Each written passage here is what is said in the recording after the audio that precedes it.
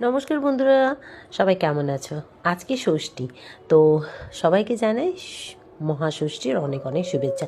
তো দেখো, ভোরবেলা 3:30টায় উঠেছি, উঠে সমস্ত ঘরের কাজকর্ম সেরে স্নান করে একটা নতুন নাইটি পরে ঠাকুর ঘরে চলে এলাম। ঠাকুরদেরও স্নান করিয়ে নতুন জামা পরিয়ে দিলাম।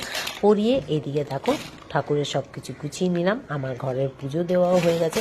5 রকম ফল, আলতা, সিঁদুর, মায়ের কাপড়, তেল, হলুদটা 2 মাস কাঁচা হলুদ, আর সন্দেশ আর ঘিয়ের প্রদীপ। আর এদিকে আমিও দেখো আলতা পরে নিলাম, রেডি হয়ে নিলাম। আমাকে কেমন লাগছে অবশ্য কমেন্ট করবে। এটা নতুন শাড়ি পরলাম, তো মন্দিরে চলে এলাম। তো এটা কিন্তু অ্যাকচুয়ালি অকাল বোধনের দুর্গাপুজো। অ্যাকচুয়ালি দুর্গাপুজো হচ্ছে বাসন্তী পুজো যেটা হয় সেটা। তো অকাল বোধনের দুর্গাপুজো কিন্তু সব ঠাকুরদের নিয়ে হয়।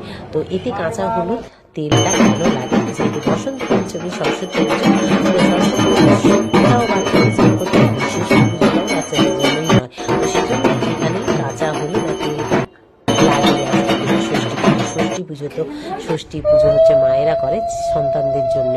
তো যাই হোক, দেখো মণ্ডপে এসেই তো দেখছি পুজো আরম্ভ হয়ে গেছে। এখানে পুজো হলো, অঞ্জলি দিলাম, খুব ভালোভাবে পুজো হলো, বেশ ভালোই লাগলো।